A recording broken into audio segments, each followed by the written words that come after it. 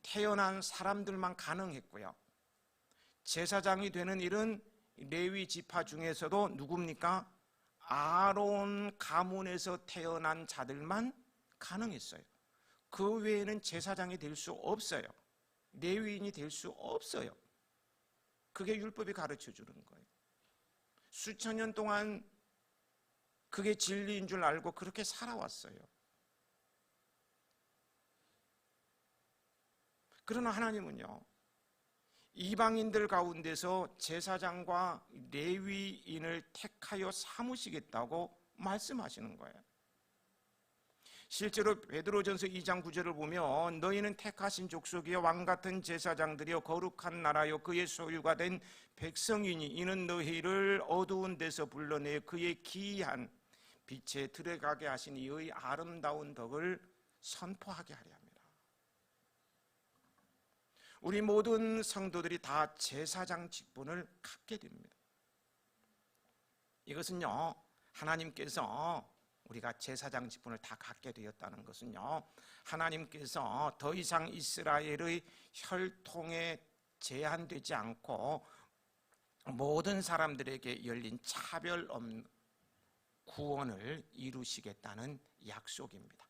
모든 사람들을 구원에 이르게 하겠다는 거예요.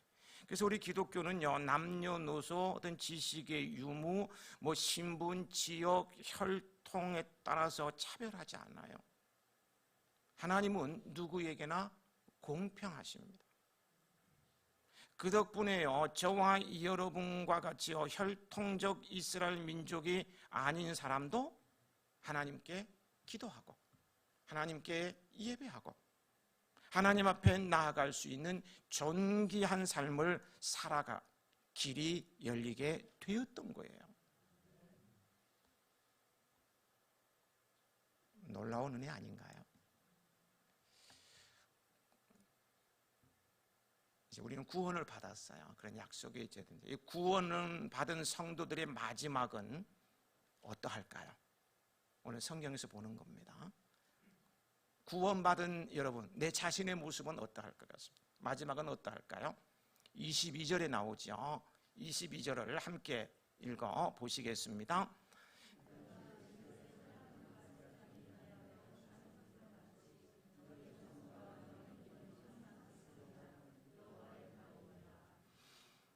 예, 내가 지을 새 하늘과 새 땅이라. 내가 지을 새 하늘과 새 땅이라고 말했습니다. 여기서 내가 지을이라는 표현은요, 새 하늘과 새 땅이 아직 하나님께서 창조하지 않는 미래에 존재하게 될 새로운 피조물임을 암시해 주는 거죠.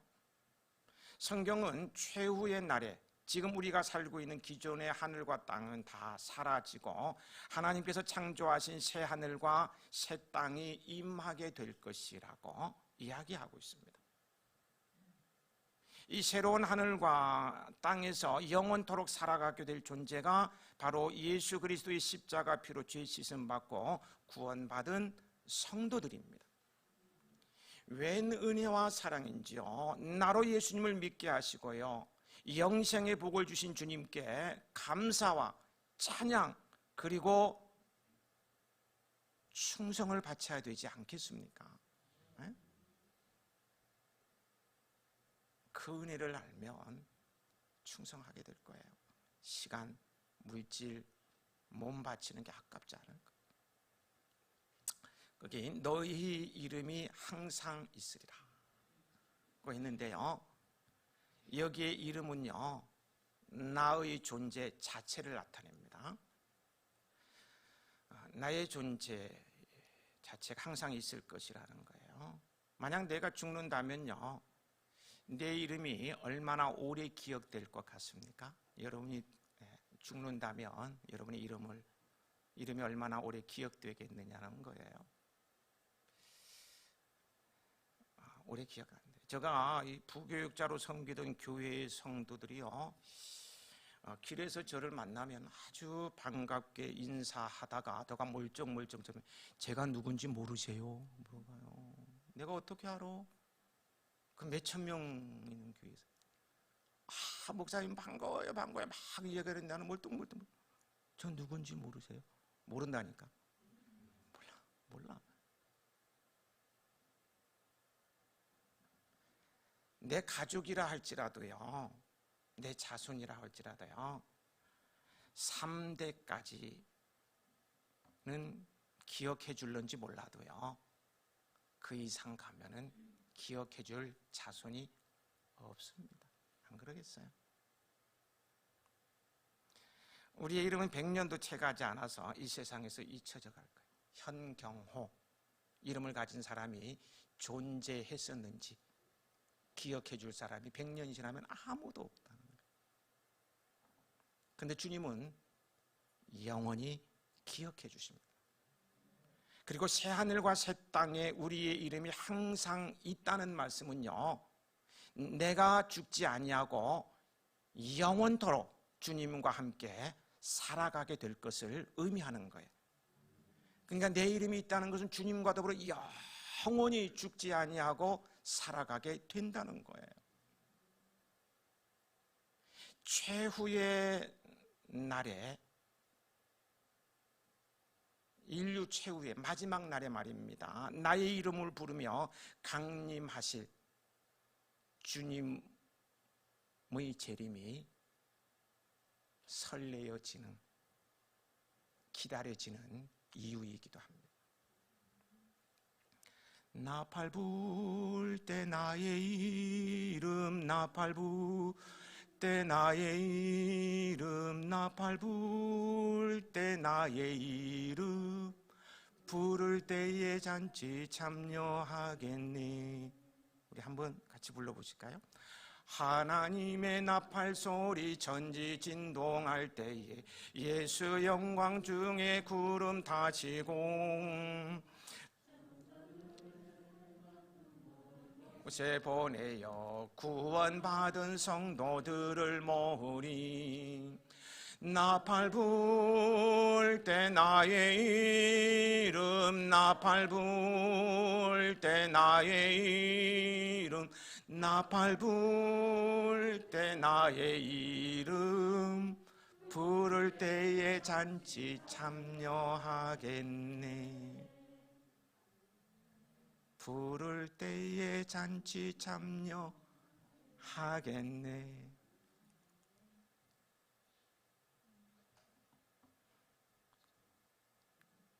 너무 좋죠? 주님이 내 이름을 기억해서 불러주십니다.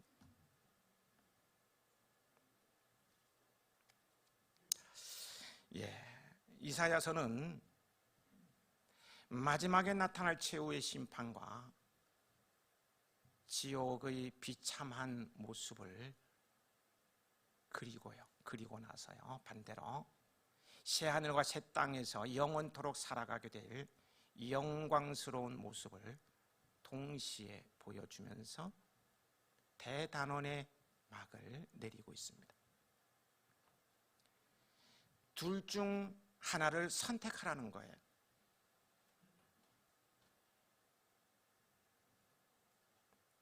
지옥을 선택하든 천국을 선택하든 내가 알아서 하라는 거예요. 지옥도 있고 천국도 있다. 알아서 선택하라. 너 자유다. 그리고요, 둘 중에 지옥은 선택하지 말고 천국 선택해. 천국을 선택하라고 강력하게 권면하고 있는 거예요. 이것이요, 요한계시록의 결말이고 이사야서의 결말입니다. 그런데요, 가만히 생각해 보면요, 우리는 해야 될까? 나는 해야 될지 잘 지금 헷갈리려고 그러는데요. 저는 좀 이기적인 사람이라서 나는이라 그러겠습니다. 저는 말이에요. 여러분 모르겠어요. 저는 천국을 선택했기 때문에 바른 선택을 한 사람입니다. 기분 나쁘세요? 네. 우리는 천국을 선택해서 이 자리에 왔잖아요. 그죠? 참 바른 선택, 옳은 선택을 했어요. 정말 탁월한 선택을 했습니다. 인생 대박, 행운아들입니다. 우리 옆에 분에게 바른 선택을 하신 것을 축하드립니다.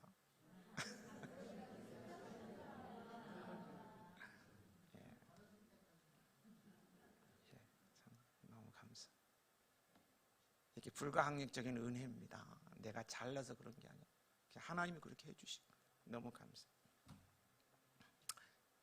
정리하겠습니다. 시작이 있으면 끝이 있습니다. 그리고 그 끝은 새로운 시작임을 오늘 성경은 말해 주었습니다. 우리는 그 최후의 날 이후 하나님께서 마련하신 새 하늘과 새 땅에서 우리 주님 예수 그리스도와 더불어 새로운 시작을 하게 될 행운아들입니다. 복받은 사람들이에요. 바라기는요, 이미 새 하늘과 새 땅은 우리에게 예약되어 있어요. 이 예약은 취소 안 됩니다. 예약되어 있어요. 새 하늘과 새 땅은 우리에게 예약되어 있습니다. 예약된 성도로서요, 따뜻하게 이 세상을 마무리하고 주님과 더불어 그날 이후에 새로운 시작을 하는 우리 해야인들이 되었으면 좋겠습니다.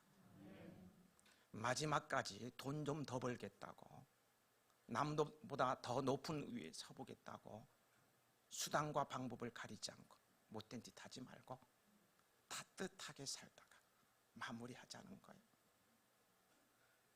세상을 따뜻하게 만들고 따뜻하게 살다가 따뜻하게 마무리하고 따뜻한 하나님의 품으로 가자는 거예요.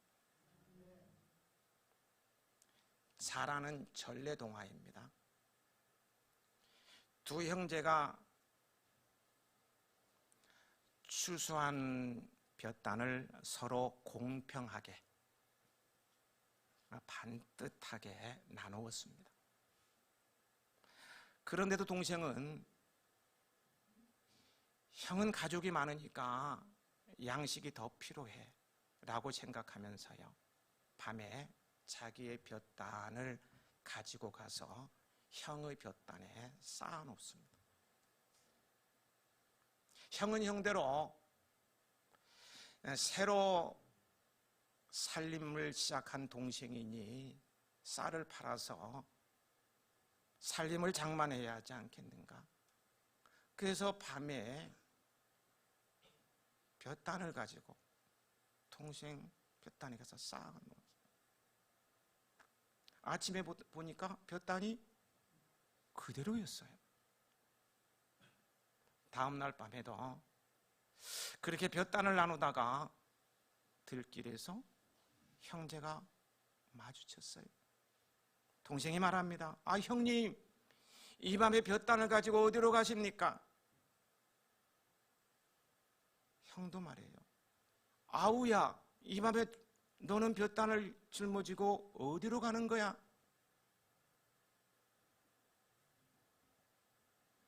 그리고 두 형제는 서로 껴안고 울며 그 후에도 서로 위해 주면서 잘 살았다는 마음이 따뜻한 전래동화입니다. 형제 우애의 따뜻한 사랑의 이야기입니다. 별로 반응이 없으시네. 처음 들으세요? 네? 처음 듣는 거?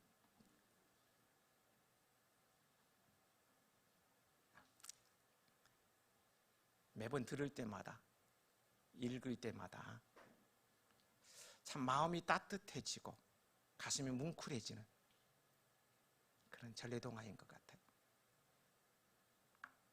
서로 위해 줄 때 행복도 주어집니다. 행복은 찾아오는 거예요. 은밀한 선행이 그냥 없어진다고 생각하지 마십시오. 나의 선행, 사람은 보지 못해도요, 하나님은 보고 계시고요, 사람은 잊어도 하나님은 절대로 잊지 않으십니다. 나의 따뜻한 섬김 하나님 기억하세요. 텃밭에서 우리 교회 텃밭이 있잖아요. 그래서 예어만 들면 텃밭만 갖다 예어만 아는 게 없어서 그래요. 텃밭에서요 자식같이 키운 야채를 전혀 모르는 이웃들에게 나눠주기 위해서 이렇게 기부한다는 것은요 생각지는 쉽지 않을 것입니다. 이 지인에게 아는 사람에게 주면은요 고맙다라는 인사라도 받지 않아요. 저희도 갔다가 저희 사는 집 라인에 다 나눠주니까요 고맙대요. 어이구 사람 사는 재미가 있대. 훈훈해서 어떤 분은 뭐 갖다 주시기도 하더라고요. 지인이나 이런 주변에 사람 갖다 주면 고맙다는 얘기라도 듣는데요 전혀 모르는 사람에게 누가 가져갈지도 몰라. 이게 누가 가져갈지도 모르는 그런데 내놓기 위해서 기부를 한다는 것은 쉽지 않을 텐데요 참 많이들 기부하셔요. 10분의 1만 기부하자고 11조만 기부해 이웃을 섬기지 않는데 어떤 분은 뭐 10의 8조 9조 막 기부하셔요. 저는 우리 이런 해아이들이 너무 자랑스러워. 너무 좋아요. 짱이야 짱. 너무 좋아요.